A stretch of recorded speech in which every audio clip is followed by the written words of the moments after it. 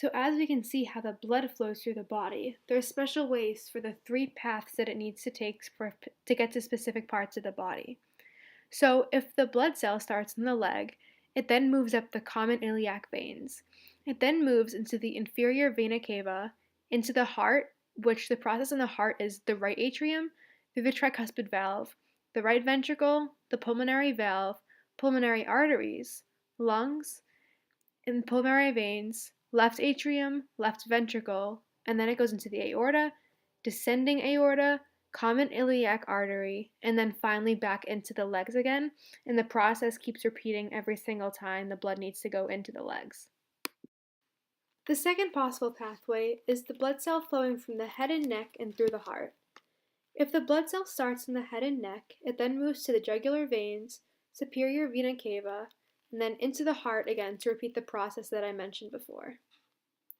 After that, it goes into the aorta, the aortic arch, the common carotid artery, and then back to the head and neck. And once again, the process repeats when needed.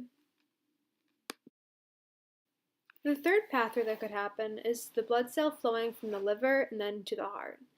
So when the blood cell starts the liver, it then goes through the hepatic veins, and then to the superior vena cava, and then into the heart, and once again repeats the process in the heart. After it leaves the heart, it leaves through the aorta, and then the descending aorta, and then goes into the mesenteric artery, and then can go into the upper or lower digestive organs, and then the mesenteric veins. And then lastly, it's the hepatic portal veins, and then back to the liver. Another important thing to note is that the blood has to return back to the part before it can go to another part of the body. The blood has to have enough oxygen to provide for the body. It cannot flow to more than one place without going back to the heart first. It's a sad day. Scalpel? Alright, so first we're going to cut into her lungs and see what the situation was with her heart. Because it is my understanding that she had a heart attack and then she was saved. You saved her. So let's do that. Scalpel. So clearly there's some bruising on the heart. So that means that the blood vessels that were surrounding the heart, they got damaged. So the fluids couldn't move through them as easily. So there was that's where the discoloration happened. And also on her muscle, you can see that part of it is dead because of the heart attack. And that's because the blood vessels that went to those specific portions of the heart, yes, another scalpel. See right here, the blood vessels that went to that specific portion of the heart got clogged, so the fluids couldn't get through them. And it's not in a very important location, it's only at the tip. So that's why she was able to survive the heart attack. But clearly, there's a lot of white blood cells in her heart as well. So I feel as if some sort of drug got into her system that affected her heart. Because there is a high number of white blood cells in her heart. So clearly her immune system was hyperactive at this point. And the circulatory system was working very hard to bring all of the white blood vessels in her body to reproduce them quickly and bring them towards where the problem was. So clearly her heart. Next scalpel. And also you can see that her skin is very, very pale because the circulatory has stopped throughout her body. Clearly, she's dead. Mm-hmm. So that's why she has really pale skin right now, because there isn't constant blood flow going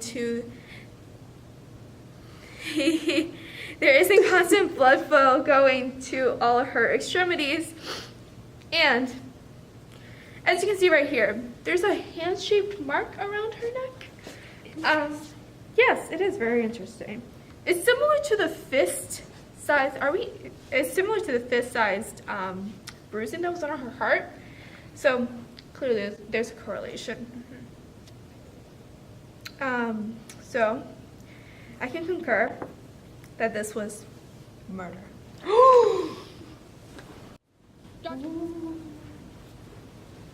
It was Dr. Chan.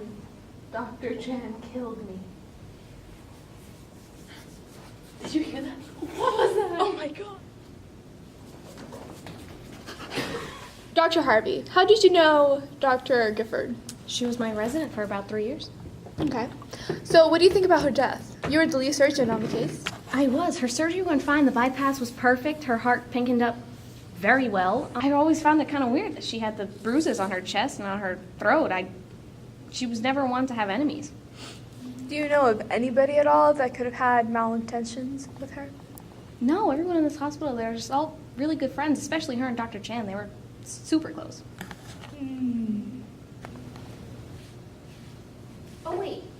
I forgot to mention that when we were doing her tests, we found that there was a chemical within her left atrium and her right ventricle, which means that the chemical must have made it through all of her bloodstream and through her heart into her lungs, which means she probably did not die a happy death.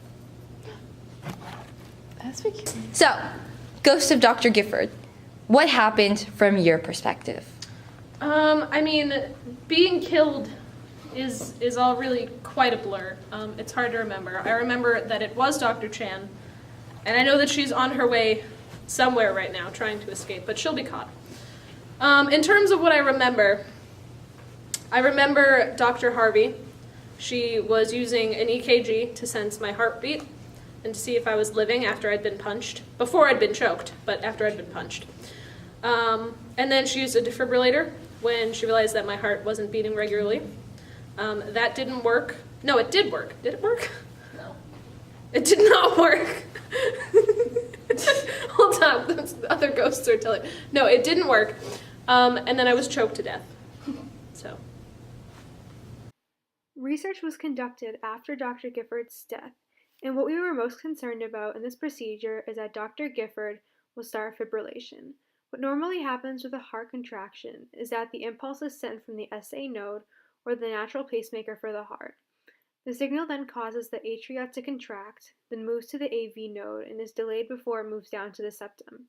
The signal then becomes dispersed across the ventricular myocardium when it hits the apex and allows the ventricles to contract. The heart is very special in the way that it is autorhythmic, or can reach threshold by itself. However, those electrical signals can become disorganized and be out of sync with each other and stop the heart circulating blood. This is what causes fibrillation, which can be detected by an EKG or electrocardiogram. If we find that she is going through fibrillation, we will need to use a defibrillator to reorganize those signals.